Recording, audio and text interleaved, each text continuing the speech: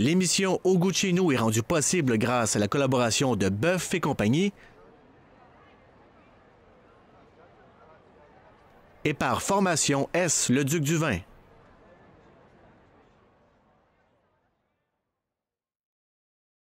Alors bonjour tout le monde, bienvenue à la saison 2 de Au goût de chez nous. Cette année encore, on va essayer de vous gâter en vous faisant connaître les produits de notre région. Mais vu que c'est l'hiver, on va peut-être aussi introduire quelques produits qui viennent un peu plus de l'extérieur, mais qu'on peut retrouver en haute saison ici. Ce soir au menu, on a un petit menu thématique, donc Saint-Valentin, les couples, les harmonies, les choses qui sont semblables mais différentes mais qui se complètent. Donc en entrée, on aura un potage de betterave jaune et de betterave rouge. Pour le mets principal, on va avoir une assiette de pétoncles et de crevettes poêlées qui vont être servies avec une purée de courges musquées au gingembre, petit élément aphrodisiaque. Et on va accompagner ça aussi de petits fèves haricots de Lima, ou on peut appeler ça aussi des pois mange-tout. Et on va aussi servir ça avec une petite huile piquante, 2 couleurs, vous allez voir, on va préparer ça tantôt. Et pour dessert, quelque chose de très aphrodisiaque, un chocolat chaud avec épicé avec vanille, clou de girofle, cannelle et relevé d'un petit peu de crème fouettée et de piment fort. Question de rendre ça un peu plus intéressant. Menu léger, pas trop lourd, parfait pour les ébats de fin de soirée. Alors, à table tout le monde, bon appétit, on commence tout de suite.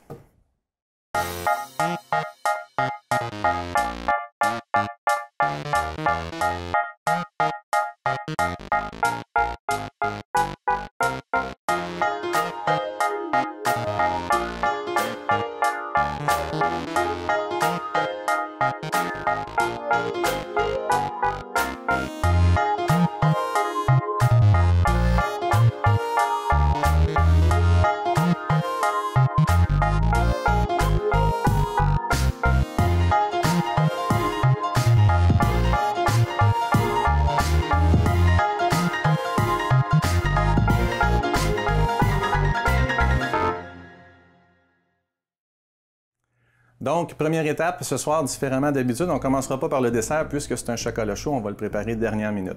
On va commencer par contre par préparer notre petite purée de courge butternut au gingembre. Donc, la courge doit cuire au four environ 40 minutes, donc on va préparer ça tout de suite.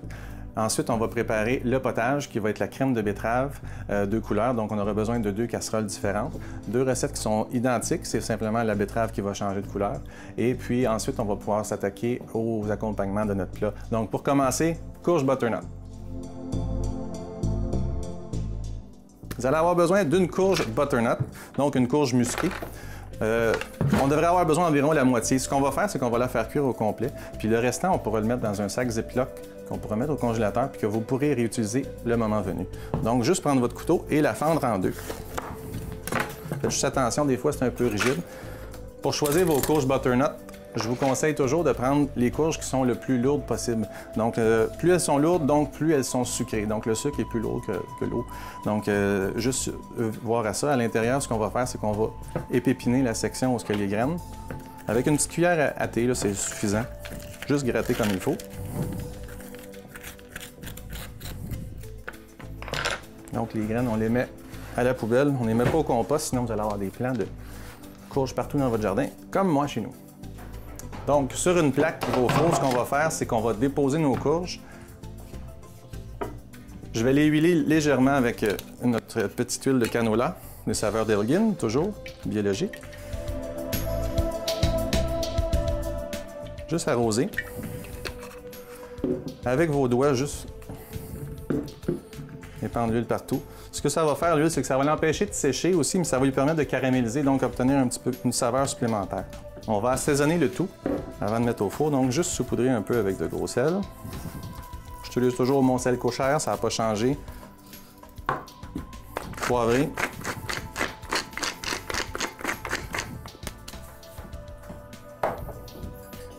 Côté chair vers le bas, je mets ça au four pour environ 35 à 40 minutes.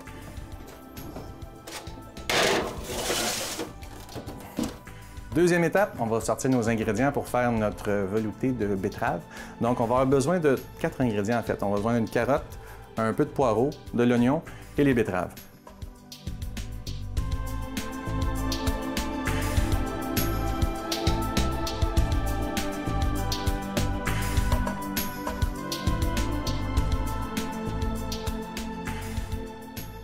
On va rajouter aussi une petite gousse d'ail dedans pour parfumer, mais pas trop. Il faudrait quand même pas avoir une mauvaise haleine pour passer la soirée en amoureux après. Quand vient le temps de faire des betteraves, j'aime toujours mieux mettre des gants. Les betteraves jaunes sont quand même correctes. Elles ne sont pas trop tachantes. Mais les betteraves rouges, par exemple, ça peut vous colorer un t-shirt ou bien une main pour quelques jours. Donc, on va juste prendre nos betteraves et on va les éplucher.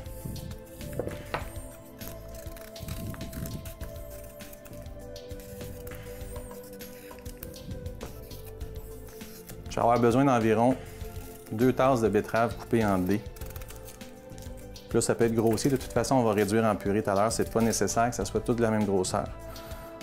Plus qu'on les coupe petits, par exemple, plus ils vont cuire rapidement. Donc, on va sauver un petit peu de temps là-dessus. Même chose, betterave jaune. La betterave jaune a vraiment une couleur. Le goût est vraiment pas très différent. C'est très sucré, les betteraves, donc c'est un excellent potage. Surprenant, vous allez voir. Très esthétique, c'est des couleurs très vives. Encore là, notre petite thématique de Saint-Valentin. 2 légumes pareils mais différents qui se complètent parce qu'ils sont pareils. Un vrai poète. Le poireau, on devrait prendre la partie blanche seulement, donc on va juste enlever l'extrémité. Je vous dirais, cette partie-là n'a pas été dans la terre, donc il n'y aura pas de saleté dedans, donc pas besoin de le nettoyer, ça va. On va le séparer en deux, puis on va prendre une moitié pour chaque potage. Oignon espagnol.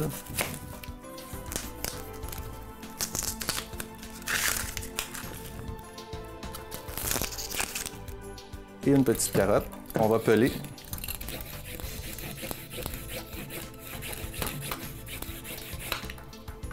Donc, comme je l'ai dit tantôt, les betteraves rouges sont très tachantes, donc on va les garder à la fin pour les couper pour pas finalement tacher tous nos autres légumes. C'est assez pour faire une différence de couleur dans notre potage, puis on va essayer d'éviter ça. Vraiment deux couleurs très distinctes, jaune, rouge. Donc la carotte coupée en deux, moitié dans chaque potage.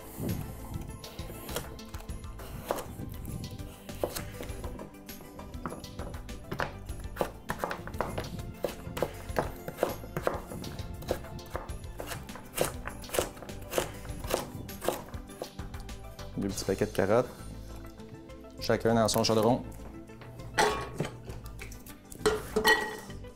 Oignon espagnol. Je vais en couper la moitié. Je vais utiliser simplement une moitié pour chacun des potages. Donc, ça va être un quart d'oignon.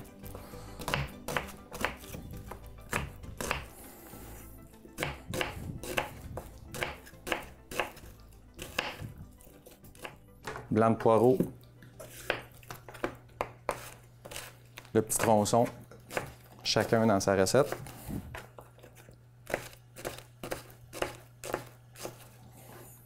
Le poireau, c'est un des éléments aromatiques pour les potages que je préfère. Si j'avais le choix entre mettre que des oignons ou que du poireau, je choisirais toujours le poireau. C'est plus doux, c'est plus sucré, plus délicat.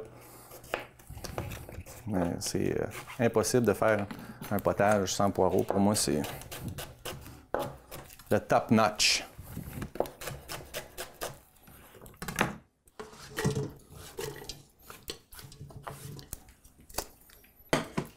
Rajouter une petite gousse d'ail.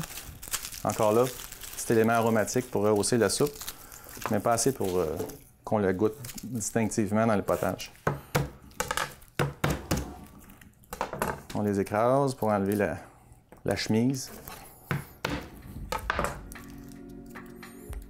On va juste enlever le petit bout qui est dur.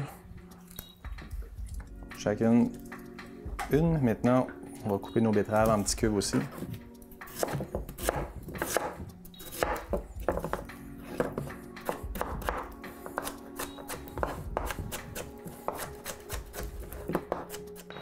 Les techniques ne changent pas. Quand on pousse nos légumes sur notre plan de travail, toujours virer votre couteau de côté. Ça évite de le désaffûter. Ça permet de garder des outils de travail en bon état.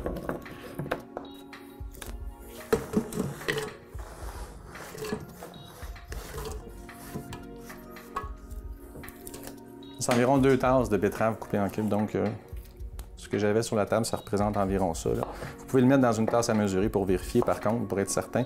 C'est un minimum de 2 tasses. Ça peut toujours être un peu plus parce qu'on peut toujours étirer le potage une fois qu'il va être cuit en rajoutant un peu de bouillon.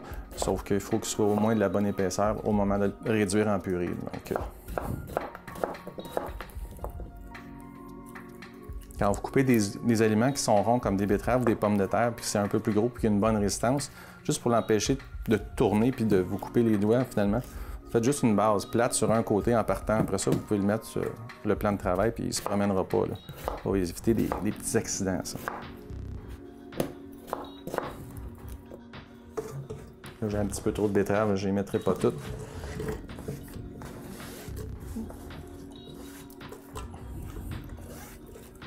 À l'œil, ça ressemble à ça. Donc, à nos potages, ce qu'on va faire, c'est qu'on va rajouter maintenant du bouillon de poulet.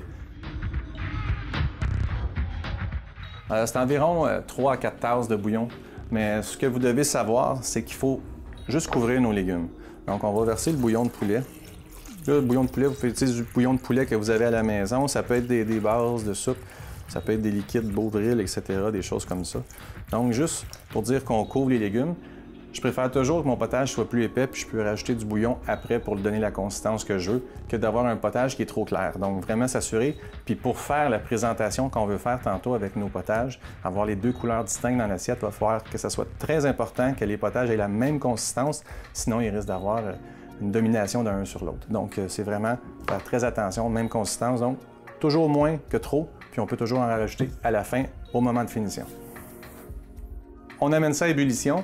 On va faire mijoter environ 45 minutes. Ensuite, on va réduire le tout en purée, puis on va vous faire une belle présentation, vous allez voir tantôt.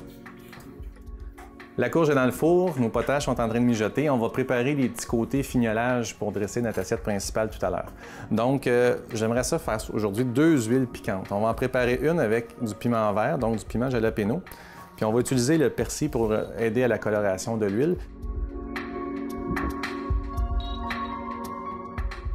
On va aussi en préparer une avec un petit piment cayenne qu'on va allonger avec un peu de paprika pour vraiment donner une couleur rouge-orangée.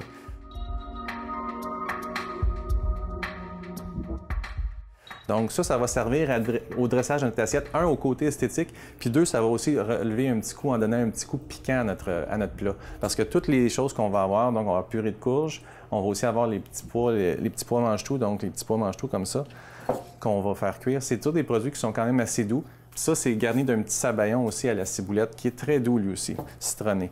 Donc, c'est vraiment le petit côté piquant. C'est comme si on déconstruisait une recette juste pour la présentation. Vous n'avez pas besoin de grand-chose pour préparer des huiles piquantes, hein, dans le fond. Ce que vous avez besoin, c'est d'un petit peu d'huile. Aujourd'hui, on va utiliser l'huile de canola, toujours de nos saveurs d'Elgin. Là, j'en mets pas gros, je vais mettre 100 ml à peu près, là, puis il va en rester. Là. Vous allez pouvoir garder ça au frigo pendant un bon bout de temps. On va hacher juste les feuilles de persil. Donc, une bonne cuillère à soupe. Vous allez voir quand ça va être haché, ça va ressembler à une cuillère à soupe hachée.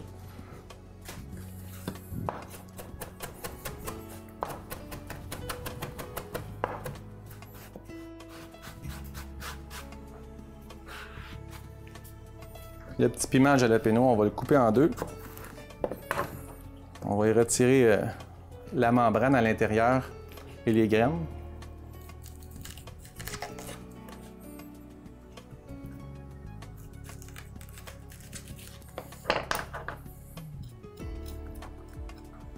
Très attention de ne pas vous gratter les yeux après avoir manipulé ça.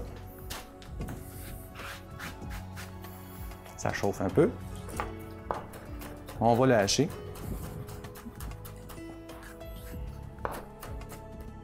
Juste réduire le feu sur mes potages. Que ça mijote, il ne faut pas que ça s'évapore trop, sinon on va perdre toute notre eau.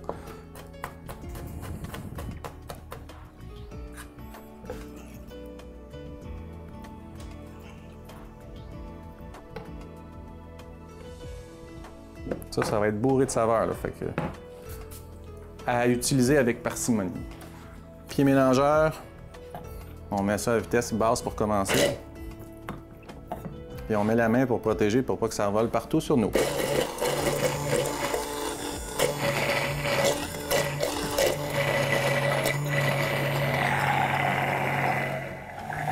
Puis là, ça peut prendre 1 à 2 minutes. Là. Laissez aller jusqu'à temps que les morceaux soient vraiment minuscules. Voilà. Donc, c'est vraiment vert, vert, vert. C'est très, très beau. Esthétiquement parlant, c'est très, très beau. Ouh. On répète la même étape avec le piment rouge. Donc, on va déposer notre cuillère à soupe de paprika. Même chose avec le piment rouge, on le coupe en deux.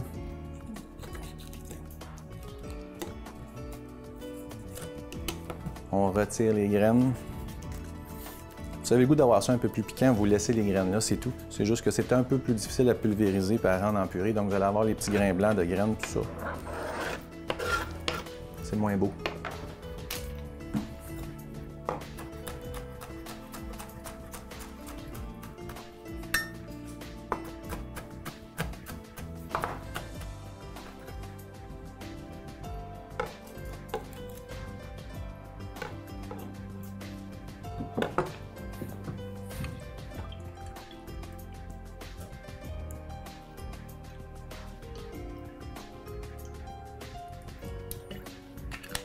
On pourrait en faire moins, mais le pied mélangeur ne réussira pas à pulvériser si on en mettait moins que ça dans la casserole, dans la tasse à mesurer. Donc, on en fait beaucoup, mais comme je vous dis, ce que vous n'utilisez pas, gardez-le au frigo. Si jamais vous ne pensez pas le réutiliser avant longtemps, vous pouvez toujours le congeler. L'huile, elle ne gèlera pas, mais au moins la partie végétale, les piments, eux autres, ne se détérioreront pas non plus. Mais malgré que dans l'huile, ça devrait se conserver facilement un bon 3 semaines au frigo. 3 à 4 semaines même. Vérifiez. Tant qu'il n'y a pas de mousse qui pousse, c'est correct.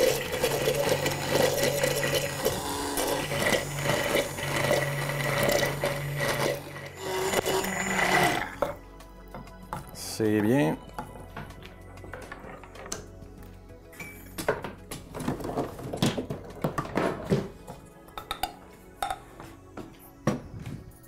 Donc, notre deuxième huile.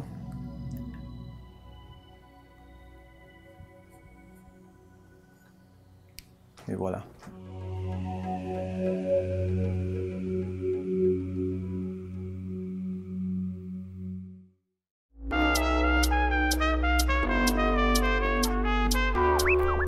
Les potages sont en train de cuire, notre courge est pratiquement prête. On va préparer une petite marinade rapide pour nos pétoncles puis nos crevettes, puis en même temps, on va parer les crevettes et les pétoncles. Donc, je vous conseille toujours d'aller voir votre poissonnier à votre marché préféré. La grosse pétonque qu'on appelle 10 unités à la livre, donc ça, c'est la grosse pétonque. Donc, c'est la pétonque qui est environ grosse comme ça, là. Faut juste voir quand vous les achetez. Vous pouvez les acheter surgelés aussi. Il y a des compagnies maintenant qui les emballent sous vide surgelés, donc la qualité est très bonne. Sinon, toujours, le produit frais est toujours meilleur. Il faut juste vérifier dans le contour de notre mollusque, on a des fois un petit muscle. C'est celui qui sert à rattacher les coquilles ensemble pour à fermer. Donc ça, il faut le retirer parce qu'il est difficile. Souvent, il est enlevé. Donc dans ce cas-ci, il est enlevé. Par contre, celle-là ici, je vois bien qu'il est là. Donc de près, je ne sais pas si vous pouvez remarquer, c'est pas la même texture. Ce petit muscle-là, il est un petit peu dur quand on le mange, donc il n'est pas poison, mais on a juste à l'enlever avec les doigts, ça se déchire facilement. Donc juste mettre ça de côté. Les crevettes, on les achète les plus grosses qui existent aussi. On ne remettra pas la queue après, on va la retirer, on n'a pas besoin de la manipuler, on veut que ça se mange avec les doigts, que ça soit délicat. Donc juste toujours enlever la carapace puis dénerver. Ici, celui-là était déjà dénervé, donc c'était comme coupé en papillon. Donc, on n'a juste à pincer la queue finalement, puis à retirer la chair, ça s'enlève pratiquement tout seul. Là, tantôt, quand ils vont cuire, elles vont vraiment rester rondes, puis c'est ce que je veux. Je veux avoir une forme ronde environ de la même grosseur que ma pétoncle. Les crevettes et les pétoncles sont dans notre bol, ils sont parés. On va les mettre à mariner, mais je ne veux pas mettre d'acidité dedans. Tout ce que je vais rajouter, c'est un petit filet d'huile de canola. Donc, arrosé très délicatement. On va mettre un peu de ciboulette hachée. La ciboulette qui va se retrouver dans notre sauce tout à l'heure. Donc, juste ciseler finement. Une cuillère à soupe environ.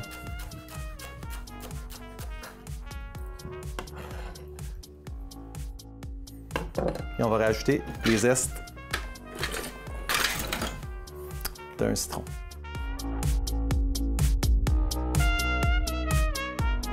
Je je ne mettrai pas le jus. Si je mets le jus, l'acidité du citron va cuire la pétanque puis la crevette tout de suite, puis c'est pas ce que je veux. Si on ne fait pas ça longtemps d'avance, la marinage, on n'a pas besoin de plus que 10 minutes, 10 à 15 minutes avant la cuisson, c'est suffisant.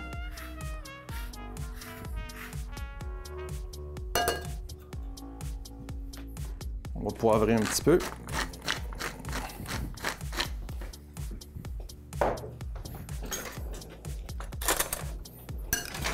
Et on va mélanger ça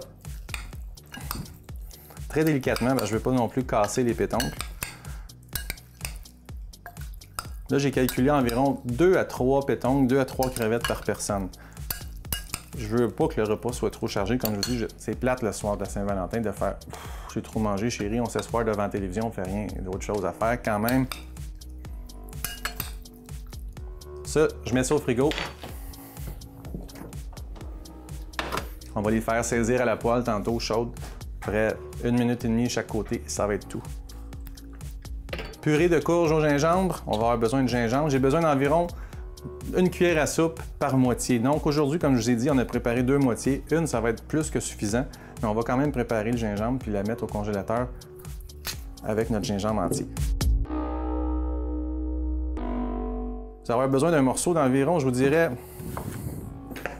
grand comme ça, une fois pelé, là, puis je le pèle assez grossièrement, là.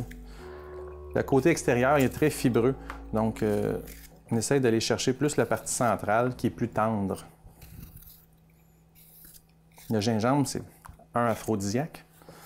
2, c'est très citronné aussi, une saveur très citronnée puis légèrement piquante, donc c'est très agréable avec les fruits de mer, c'est pas envahissant. Vu que c'est très fibreux, ce qu'on fait, c'est qu'on va le couper en 2. Je le mets à plat sur mon plan de travail. Avec le dos du couteau, je l'écrase.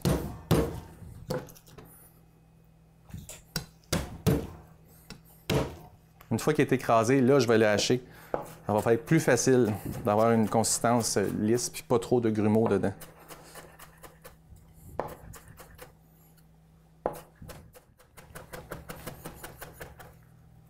On va tout passer tantôt la purée au robot culinaire.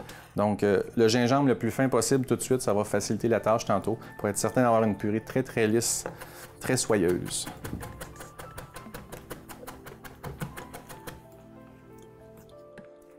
À notre purée de courge, on va également rajouter une petite gousse d'ail. On enlève l'extrémité. On l'écrase pour lui enlever sa chemise. C'est très thématique, la Saint-Valentin, hein? On enlève la chemise. Là, on va cuisiner avec la Sexy Nick. Mouvement de balancier ici. Suggestif, la Saint-Valentin. Hein? Torieux, quand t'as ça dans la tête, alors ça n'arrête pas.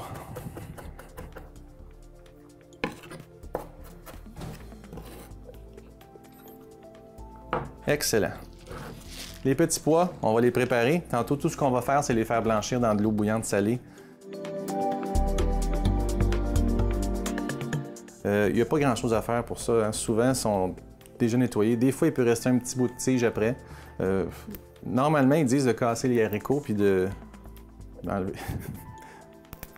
retirer le petit fil ici. C'est ce qui reste pris entre les dents. Donc ça, on peut le faire. Par contre, si vous faites ça, ce qui va arriver, c'est que souvent, si on enlève trop de fil, le petit pois il s'ouvre et les petits grains sortent de la cosse. Donc, c'est pas nécessaire. Vous allez voir, c'est vraiment très délicat. On fait vraiment juste s'assurer d'enlever les petits bouts de tige qu'il pourrait y avoir. C'est comme le zipper, finalement, du haricot. Tu enlèves le zip, tu laisses sortir les pois. Tabarnouche, hein? Thématique, pas possible. On va vérifier dans le four si nos courges sont prêtes. Pour ce faire, on aura besoin d'un petit couteau. Donc, à l'aide de notre couteau d'office, on transperce dans la partie la plus charnue. Donc ici, la tête de la... C'est là qu'on a vu les graines, finalement. Okay? Donc, il faut vraiment... Ça, c'est vide. C'est sûr que ça va être cuit. La partie la plus épaisse, c'est ici. On rentre le couteau. S'il ressort facilement, c'est que la chair est prête. Si jamais elle décollait de la tôle puis qu'elle restait accrochée après ma lame, on lui donnerait encore un petit 10 minutes.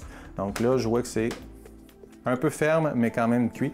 Donc, on n'aura aucune difficulté à réduire ça en purée. Fait que ce qu'on va faire, on va laisser refroidir un petit peu, environ 2-3 minutes, pour qu'il soit facilement manipulable. puis on va pouvoir les vider. On va les passer au robot culinaire avec un petit peu de beurre, sel, poivre, puis notre gingembre qu'on a rajouté ici. Et notre purée va être prête. On va se préparer après ça pour le dressage, cuisson de nos pétons, puis le dressage de notre assiette finale. Et voilà, regardez ça. Belle couleur, tout assaisonné déjà, pratiquement besoin de rien ajouter. On va juste sortir le robot culinaire, puis on va réduire ça en purée en ajoutant notre gingembre. Puis la purée va être prête, on va garder ça au chaud. Pour préparer notre purée de courge, on va avoir besoin d'un robot culinaire. Moi, c'est ce que j'ai ici, donc ça remplace le robot culinaire et le blender, donc c'est un Thermomix qu'on appelle. Si vous n'avez pas ça à la maison, le blender peut faire l'affaire. Le robot culinaire, c'est idéal par contre. C'est plus facile de racler le bol pour pouvoir décoller les morceaux qui peuvent rester collés. Donc avec une cuillère à soupe, tout ce qu'on a à faire, c'est d'enlever la chair. On la dépose directement dans le bol. La purée est défaite et dans le blender. Tout ce que je vais faire, c'est que je vais rajouter mon gingembre et mon ail. Puis là, je veux que ça goûte, fait que j'en ai mis, je vous dis, ce qu'on a mis, 2 cuillères à soupe, une gousse d'ail, notre purée de courge. À ça, on va rajouter un soupçon de beurre.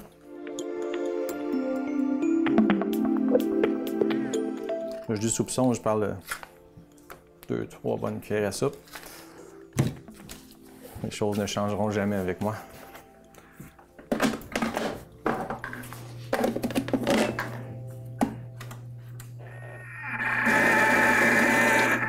Et on mixe.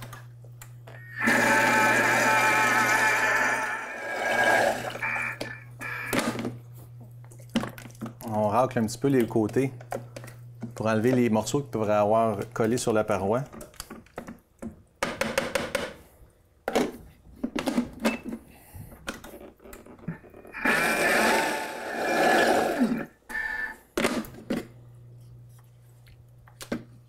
On obtient une belle purée très lisse.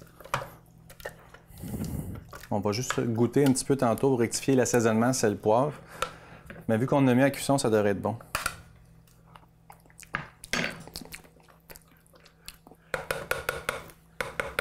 C'est bon de la courge, c'est vraiment bon. Tiens ça pas trop loin. Ce qu'on va faire, c'est qu'on va s'attaquer à la cuisson de nos pois mange-tout. On va préparer notre sabayon qui va être servi par-dessus nos pétons et nos crevettes. Puis ensuite, on va faire cuire les crevettes et les pétons. On va dresser l'assiette. Puis on va finir avec notre petit chocolat chaud. Notre potage a cuit pendant 40 minutes, donc ça va être l'heure de le réduire en purée. On va se préparer un petit linge pour faire fondre notre comptoir. On va commencer avec le jaune pour pas salir notre manche de mixette, pour être sûr de ne pas avoir de particules rouges dans notre soupe jaune. Donc,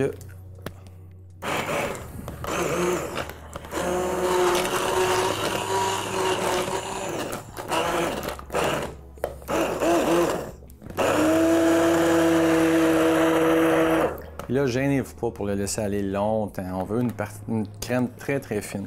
Si vous n'aimez pas ça, les choses trop fines, mais brassez-les moins, vous allez avoir des petits motons. C'est vraiment important de réduire la carotte et la betterave en purée très fine pour avoir une belle texture dans la bouche.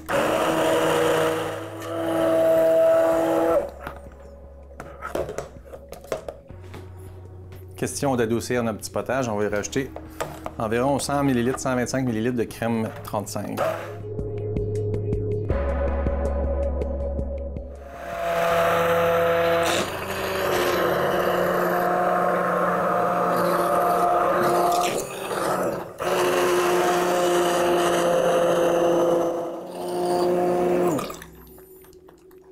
Et voilà, le potage jaune est prêt. C'est un petit peu pâlé à cause de la crème, mais ça dépend de la batch de betterave aussi que vous allez avoir. Il y en a qui sont vraiment très pigmentés. Aujourd'hui, il y en avait une sur 3 qui était plutôt blanche, donc ce qui fait qu'on a une soupe un peu plus pâlotte, mais ça n'enlèvera rien au coup d'œil de tantôt. Faites attention aux éclaboussures sur votre chandail.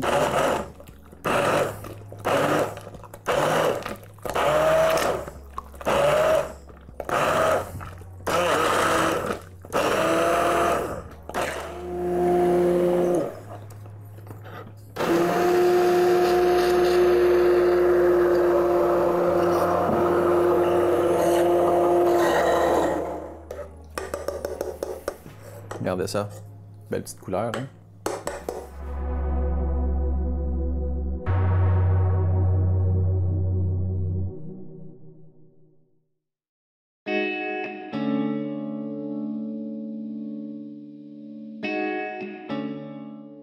Alors bonjour tout le monde, on a du nouveau cette année à Au goût de chez nous. On va avoir un invité de marque à chaque épisode. Donc on a M. Serge Leduc de S.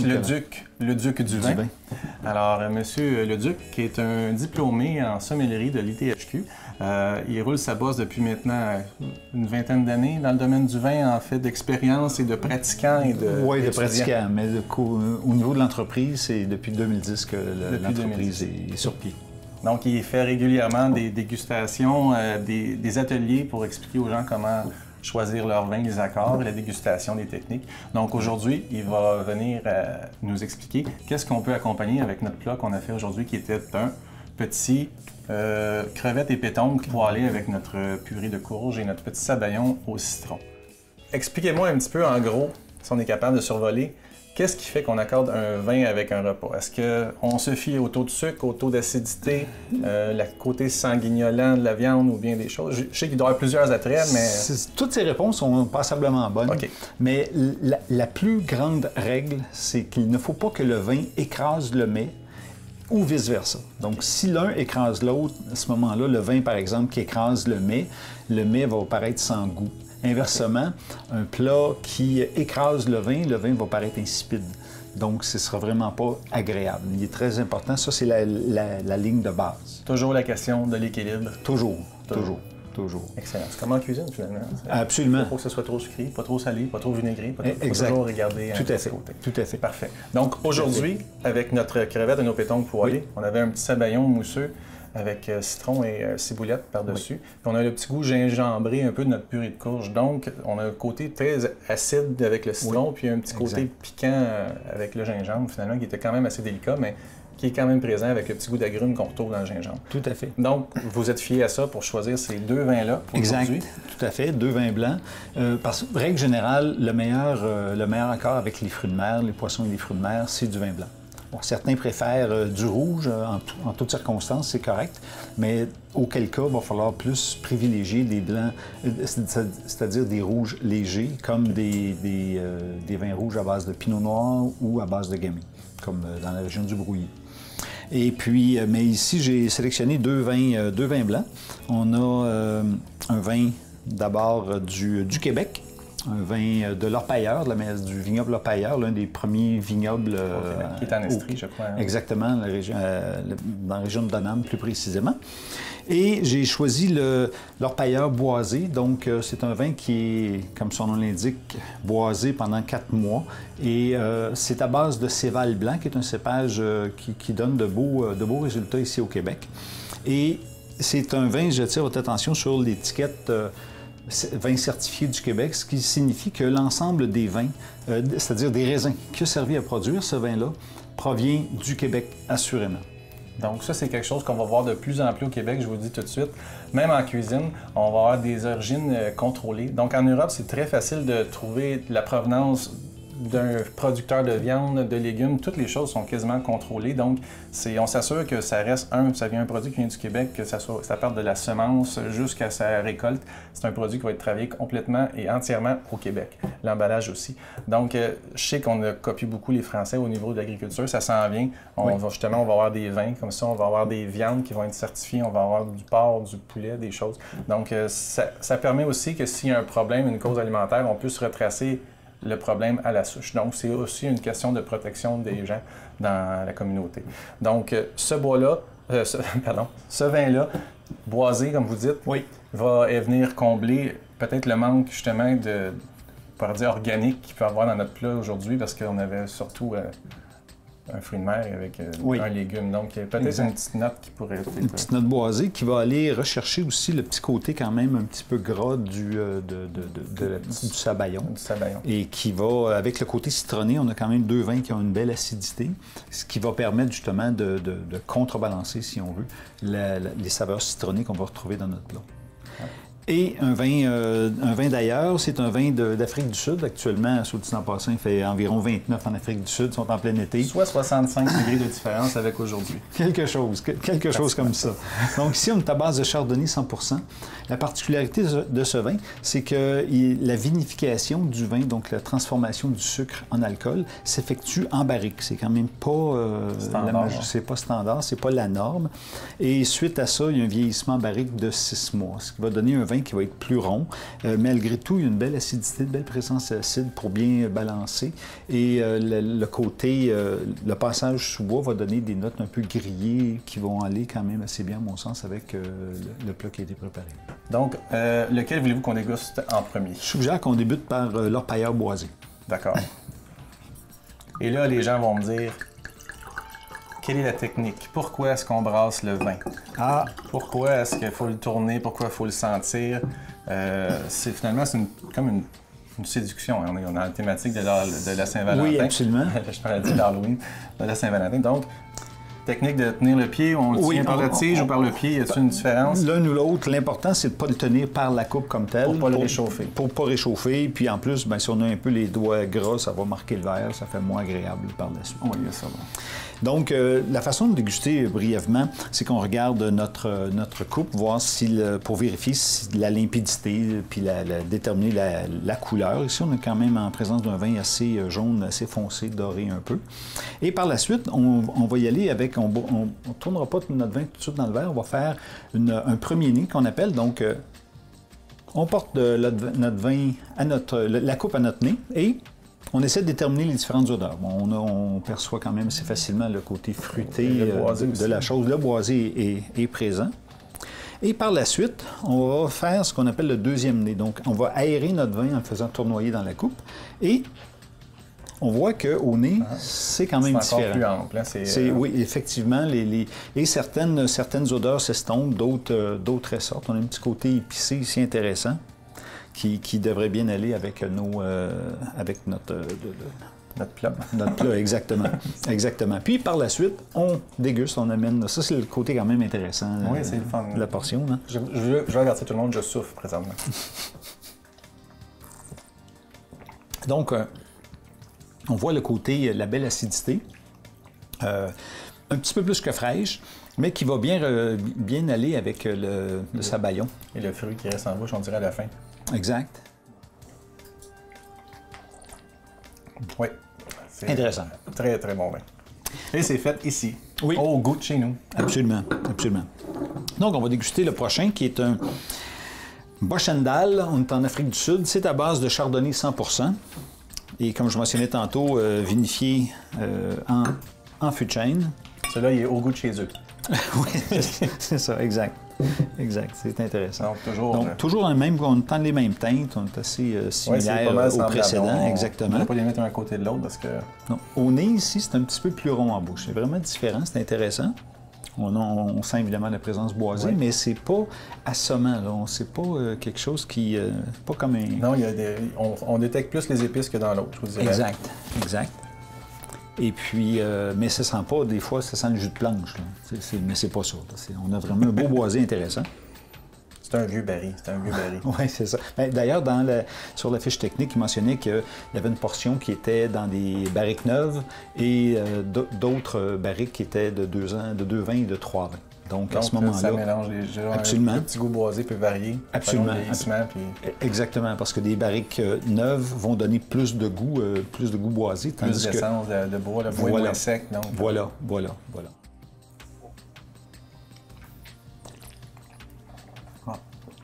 En bouche. Plus d'acidité, celui-là, beaucoup plus rond. Oui, exact. Plus piquant sur la langue. Oui.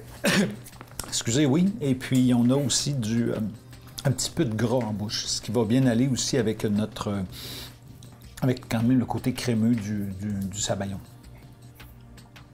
C'est très difficile, ce métier. Pas facile. Non, pas facile. Vraiment. L'orpailleur boisé coûte 17 $, disponible malheureusement seulement au domaine, mais il y a son petit frère non boisé à base aussi de Céval qui est disponible à la SAC à 15,80 $. Et puis, c'est un très, très beau produit qui peut être très surprenant et je vous invite à déguster justement des produits québécois comme ça pour surprendre vos amis lors d'un repas. Et celui-ci, le chardonnay de l'Afrique du Sud, qui se détaille 17 et 10 à la SAQ. C'est un beau produit, très intéressant aussi, et qui peut faire différent, et ça permet de sortir aussi des sentiers battus. L'Afrique du Sud étant un pays très beau produit, qui produit de beaux vins, mais qui est un peu moins connu, évidemment, que la France, bien entendu, ou les Américains, du côté de Californie. Ouais, disons que pour les Blancs, les Chardonnays, il me semble, les Américains sont assez... Oui, effectivement. Effectivement, du côté de Californie. Mais il y a de belles choses aussi qui se font maintenant en Oregon. Très intéressant aussi. Oui. Un peu plus frais dans l'Oregon. Oui, exact. Et puis ça permet un peu différent là, au goût. Je pense que ça vaut la peine de faire une dégustation comparative. Donc, merci M. Leduc pour la belle visite. Bienvenue. On se revoit encore la semaine prochaine. Sans faute. Excellent. Donc, en attendant, si vous désirez plus d'informations sur les ateliers que M. Leduc donne, vous pouvez aller à son site web. L'adresse devrait apparaître dans le bas de l'écran. Donc, c'est un rendez-vous encore la semaine prochaine. Santé.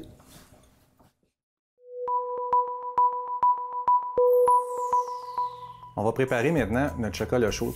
Je veux laisser les épices infuser dans le chocolat le plus longtemps possible. Donc, ce qu'on va faire, on va apporter le lait à ébullition avec toutes les épices dedans. On va laisser mijoter doucement, puis on va éteindre le rond, puis on va le mettre de côté. Tantôt, à dernière minute, on va réchauffer le lait un petit peu, puis rajouter le chocolat pour mélanger pour la touche finale. Donc, maintenant, ce qu'on va faire, on va s'attaquer à notre sauce sabayon. On va préparer les ingrédients. On va avoir besoin d'un bol en stainless steel. Pourquoi en stainless steel? Parce que le sabayon a besoin de cuire. Puis pour le faire cuire, ce qu'on va faire, on va le déposer par-dessus un bain-marie. Donc, c'est un chaudron d'eau dans lequel on va mettre... la vapeur va réchauffer le fond du bol, puis pendant qu'on va brasser, la chaleur va faire cuire le jaune d'œuf, donc faire mousser notre sabayon. On va préparer ça à froid. On va avoir besoin d'un œuf. Ça n'en prend pas beaucoup.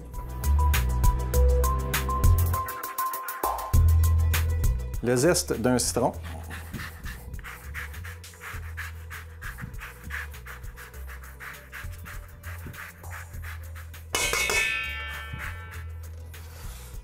Une cuillère à soupe de ciboulette hachée.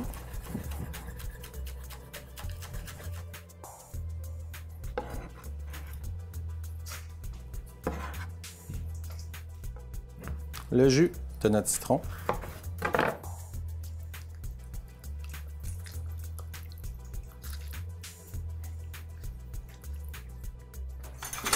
Puis avec le plus grand fouet que vous avez, on va juste mélanger ça.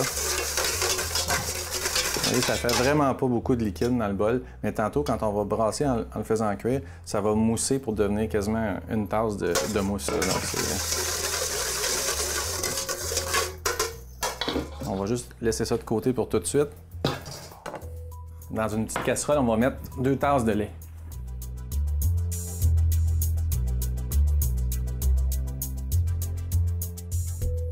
Deux petits clous de girofle.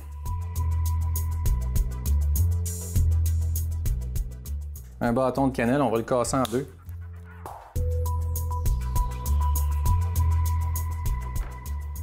On va également rajouter une pincée de piment d'Espelette ou du piment d'argile.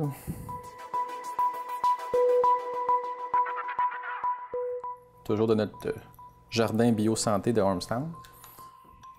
Et aussi, on va mettre une gousse de vanille qu'on va égrener, puis qu'on va mettre la cosse aussi infusée dans le lait. Donc, toujours comme j'ai expliqué déjà, ça pousse après l'arbre, ça sort comme ça. Il faut juste la couper en deux avec la pointe d'un couteau. Avec le dos du couteau, on rentre entre les deux et on tire pour retirer toutes les petites graines. Ça, c'est la vanille, c'est ça qui est à l'intérieur. On la met dans le chaudron. On va mettre la cosse aussi pour donner de la saveur. On va utiliser du chocolat noir à 70 % tantôt. Là, c'est libre à vous, le miel. Ça reste que c'est un élément aphrodisiaque. Il y a une petite cuillère à soupe de miel là-dedans. Là, on va mettre ça à chauffer très, très doucement pour que ça l'infuse tranquillement. Le moment est venu de finaliser notre repas. On va juste préparer une grande poêle anti-adhésive, si vous l'avez de préférence. Les pétanques, je ne veux pas qu'ils collent dans le fond de la poêle. Donc, on va la laisser chauffer pour qu'elle soit vraiment chaude, vraiment saisir. Puis, on va la déposer juste dans un petit peu de beurre salé poivré avec la marinade qui est restée collée après. Ça va être juste parfait. On va préparer une assiette. On va dresser, on va faire cuire nos pois mange-tout également. Donc, ce qu'on a besoin, c'est une quantité d'environ 4 tasses d'eau salée. Le même chaudron va nous servir pour fabriquer notre sabayon, donc pas besoin d'avoir un deuxième chaudron pour le sabayon. Aussitôt que l'eau bouille, on prépare le sabayon. Le temps qu'on fasse cuire les pétoncles, on va jeter les haricots verts dedans, puis tout va être prêt et chaud en même temps. On va pouvoir dresser notre assiette. On va mettre un peu de sel dans notre eau de cuisson, donc une bonne cuillère à soupe de sel dans l'eau. Je veux que ça soit vraiment salé. On va rajouter un peu de sel à notre sabayon. On n'aura pas besoin de le mettre tantôt. Puis 2-3 tours de moulin de poivre.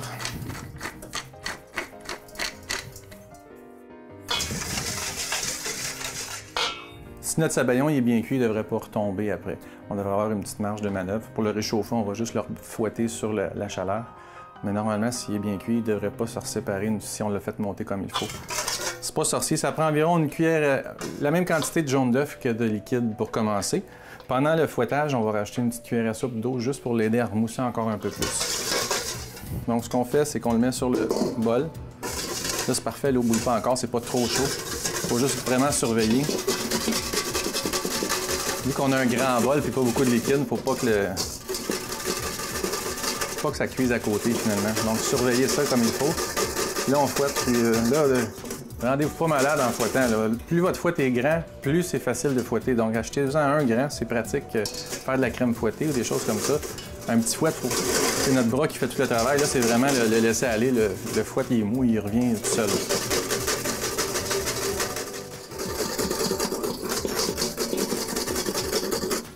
Quand il est moussé comme ça, il a environ doublé. Là. Je vais juste racheter une petite cuillère à soupe d'eau, vite faite. Vraiment pas gros. Ça va l'aider à encore mousser encore plus.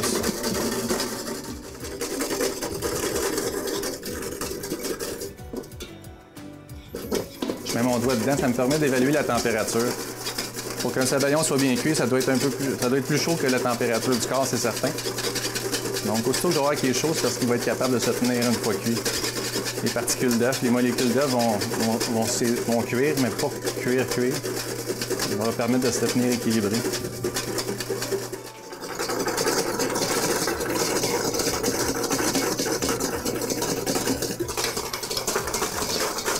Je vais retirer du feu pour l'instant, je vais le laisser comme ça, puis tantôt on va juste le finaliser comme il faut.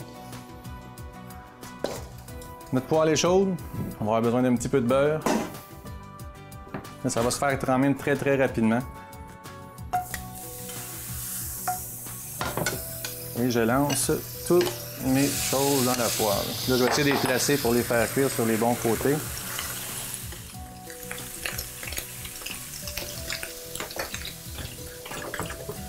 Environ une minute et demie de chaque côté, pas plus que ça.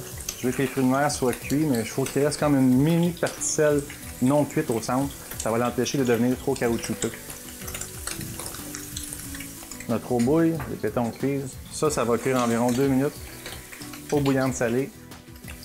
Je vais éteindre le rond. Ils vont finir de cuire toutes seules. On va dresser notre potage tout de suite.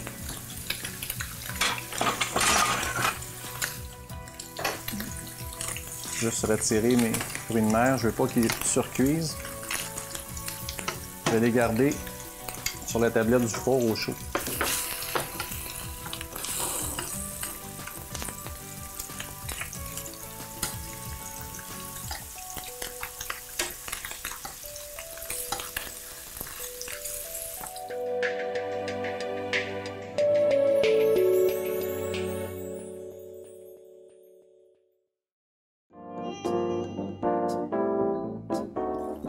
Donc, dans une grande bolle, là, je vais vous donner la technique pour faire 2 couleurs séparées. On en fera une autre d'une autre façon tantôt. Là, j'ai 4 onces de potage. Donc, 4 onces de chaque chose, de chaque couleur va donner un 8 onces de potage. Je tiens mon bol penché et je dépose le potage. Je vais aller chercher mon rouge maintenant.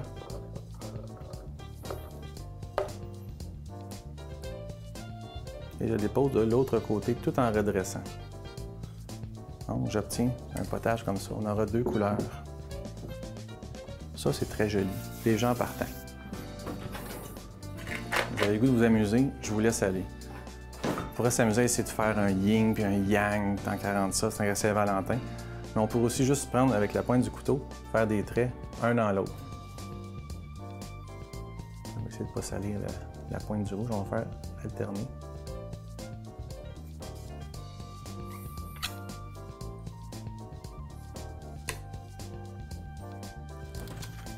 Pour décorer, j'ai lu quelque part cette semaine que la feuille et le céleri étaient aphrodisiaques. Ça va être un céleri très frais qui n'est pas mou. Juste en déposer quelques feuilles à la surface. Question de faire ça joli.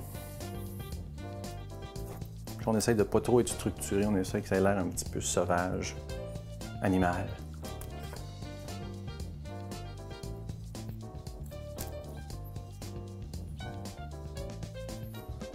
Petit potage. Maintenant, on va dresser notre assiette de crevettes. Juste garder un œil sur nos pois mange-tout. Qu'ils ne soient pas trop cuits.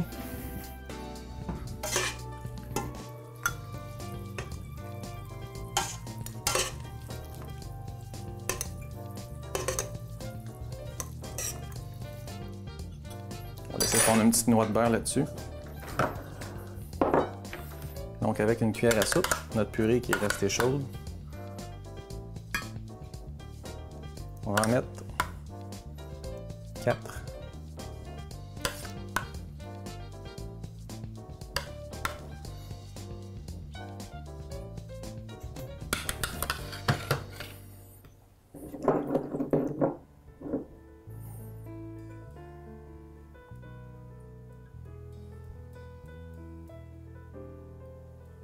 Déposer des haricots de façon aléatoire.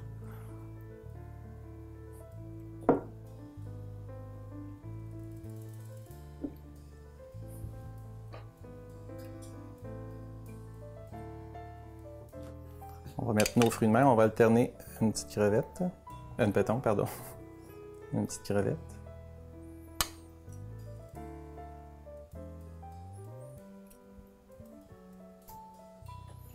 Comme ça. On va prendre nos petites huiles piquantes qu'on a faites tantôt, donc ça va vraiment pour être pour...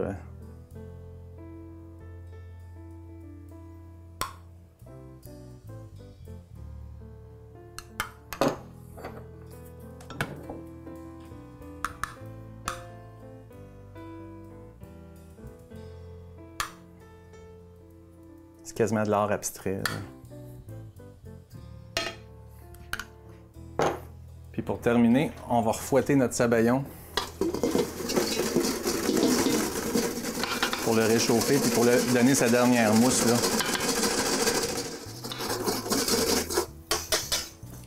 Voilà. Une belle mousse somptueuse.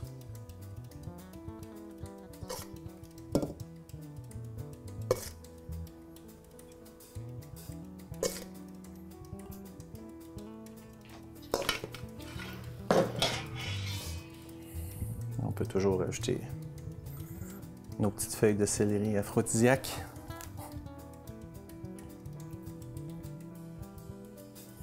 Et ben voilà, très petit, très léger. Vous allez voir, ça bourre quand même beaucoup, il y a une belle quantité. On a fini avec ça, notre potage de couleurs, betterave rouge et betterave jaune, une belle harmonie. Ensuite, on a des petites pétanques et crevettes poêlées avec purée de courge musquée au gingembre, petits haricots verts au beurre et petite huile piquante pour rehausser le tout. Donc, bon appétit. Là, on va se garrocher puis on va faire le dessert. Chocolat chaud aux épices. Pour notre dessert, on est allé simplement, question de ne pas se bourrer puis de se sentir trop lourd, petit chocolat chaud aux épices. Donc, on a mis tantôt notre lait infusé avec notre vanille, notre clou de girofle, notre cannelle et notre piment fort. On va avoir besoin de 100 g de chocolat. Là, ici, aujourd'hui, on utilise un chocolat à 70 % de Lindt. Ça pourrait être une autre marque, ça pourrait être Côte d'Or, ça pourrait être du Hershey si vous avez. Je dis toujours d'utiliser du chocolat noir parce que plus il est noir, plus il y a une concentration élevée de cacao, plus il est aphrodisiaque en cette journée thématique de la Saint-Valentin. Donc, ce qu'on va faire, c'est que notre lait, une fois qu'il est chaud, on va juste grossièrement casser notre chocolat.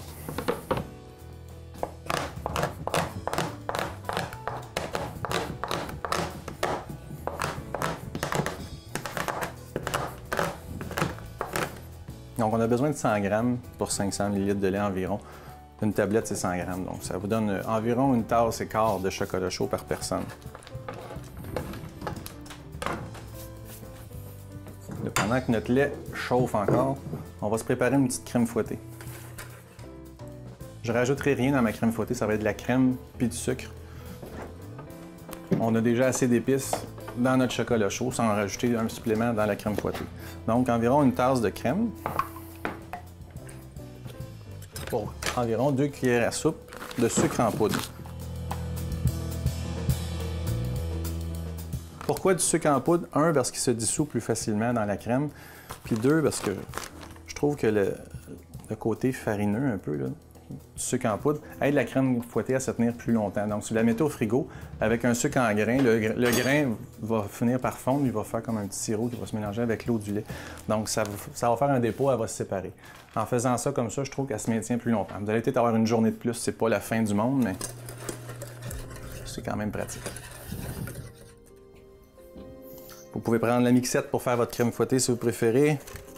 Mais pour une tasse, l'huile de coude est toujours le meilleur. Je trouve que ça monte mieux avec un... Et on fouette, hein, là, il n'y a pas de secret, là, c'est...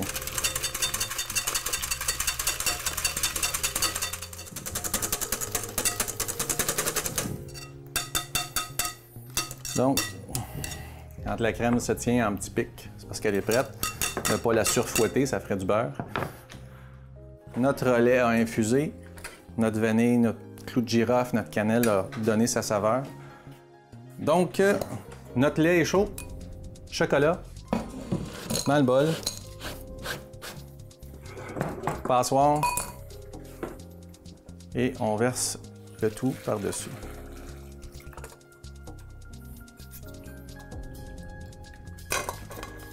Avec le fouet, on va venir brasser. Le chocolat va fondre, va se mélanger avec le lait chaud. Déjà, on sent toutes les saveurs. C'est un filtre d'amour, ça, les amis. Vous allez voir, ça réveillerait un mort. Ou quelqu'un qui était dans une longue léthargie. Combler les vides. On va prendre 2 petits bols ici. J'ai des petits bols un peu mexicains. Excellent pour mettre une boisson à base de cacao qui vient de nos amis les Mayas. Donc, une petite louche.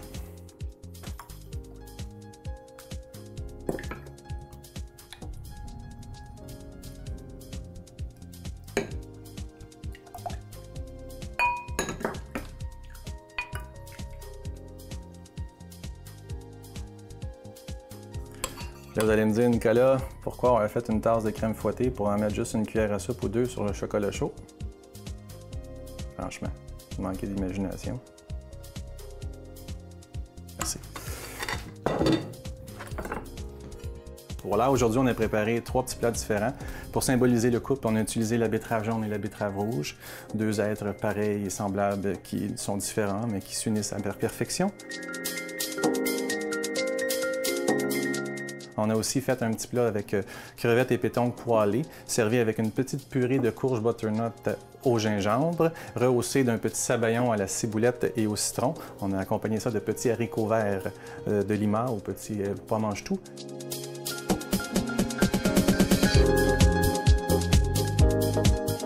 Et on a aussi un petit chocolat chaud aux épices que vous pourrez partager bien enfiroapé ensemble devant le feu de foyer. Donc, une bonne soirée à vous, bon appétit, profitez-en et amusez-vous!